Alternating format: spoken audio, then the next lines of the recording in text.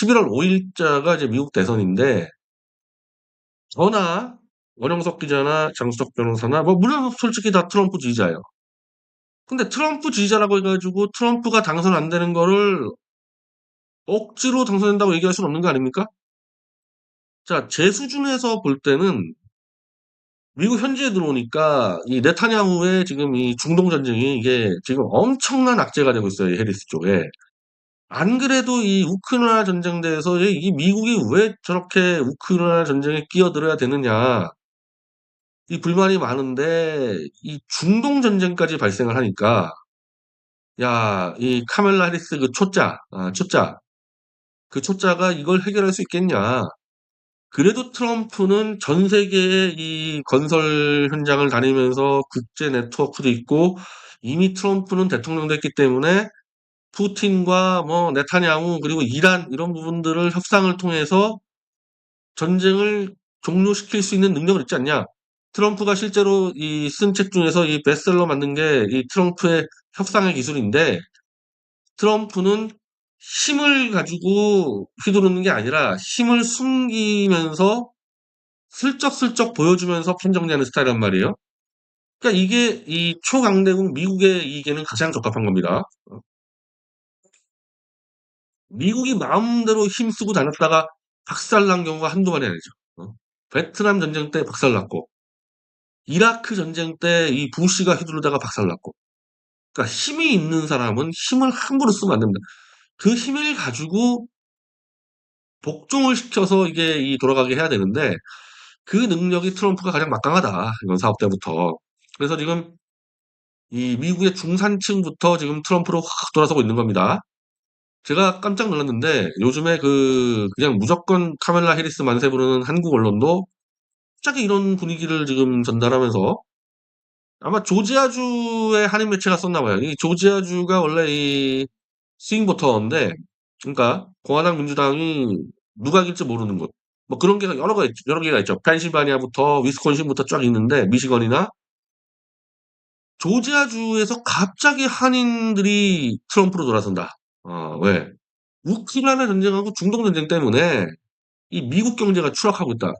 그럼 이 전쟁을 종식시켜서 경제를 발전시킬 수 있는 사람은 트럼프다 해서 한인들이 지금 트럼프로 돌아선다. 이 기사가 지금 엄청 나갔습니다. 이 기사가.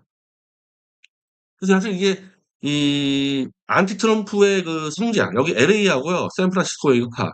안티 트럼프의 성지인데 이 한인들이 지금 이 거의 맹목적으로 카멜라 해리스를 지지하고 이 한국에 있는 사람들은 뭣도 모르고 그냥 그 조중동하고 MBC 한겨레 같은 그 거짓 언론 보고 막 해리스 만세 모르는데 정확하게 한국인의 이익을 봤을 때 왜 트럼프가 돼야 되느냐 문제들은 그걸 이제 제가 원영석 기자하고 설명하겠다는 거 아닙니까? 뭐 제가 단독으로 집폭할 때는 뭐 많이 얘기를 했지만은 음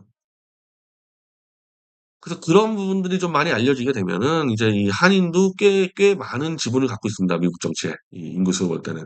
만약에 지금 이 중동 전쟁으로 지금 아랍계가 돌아서고 한인이 돌아서면은 트럼프는 넉넉하게 당선된다.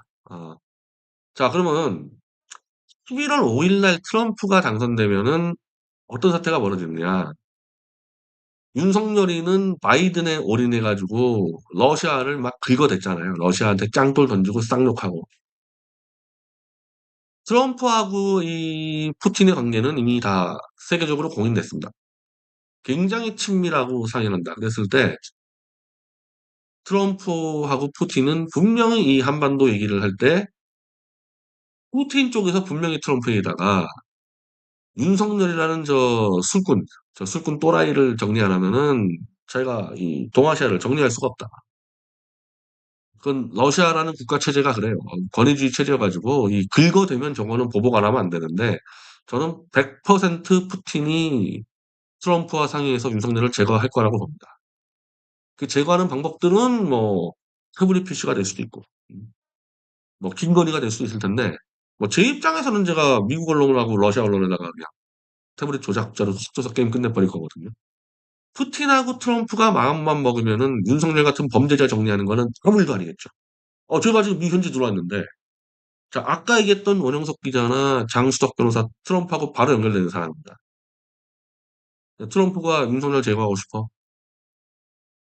제가 자료 주면요. 그분들 직접 트럼프에다가 전달할 수 있는 사람들이에요. 이걸로 끝내자. 윤석열이는.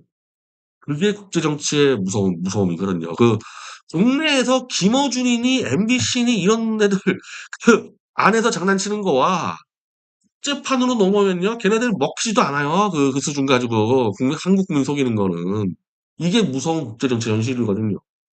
한마디로 윤석열과 이런 애들은 어마어마하게 까불어낸 거죠. 뭣도 모르고 막 긁어댔잖아. 푸틴 대해서. 푸틴만 긁어댔나? 시진핑 긁어댔지 막 긁어댔지 않습니까? 사실은 그 대가로 윤석열은 죽어나가는 겁니다.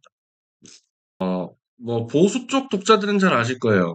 미국에서 활동하는 미국 정치 전문가 원용석 이 기자하고 제가 저녁 약속이 있었는데 좀 길게 좀 이어졌고, 태극기 운동가라고 할 수 있죠. 이 탄핵무효 운동을 지금 8년 동안 하고 있는 이 장수덕 변호사하고 또 있어서, 처음에는 장수덕 변호사하고 점심을 하고 이제 미국에 좀 말리부 해변가를 갔다가 돌아와서 이 원영석 기자와 같이 저녁을 해서 이 트럼프 문제와 윤석열 문제를 좀 깊이 있게 토론을 했습니다.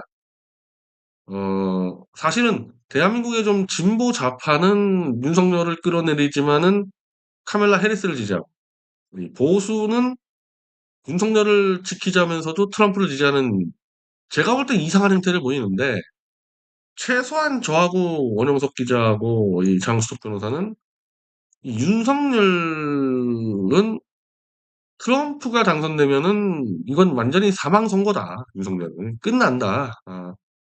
이건 사실은 제가 가장 강하게 주장하는 바인데 총 논리적으로 좀 이해를 하는 그래서 제가 조만간에 이제 원영석 기자하고 같이 합동 방송을 해서 트럼프 당선이 왜 대한민국에 도움이 되는지 이제 그 얘기를 하기로 했다.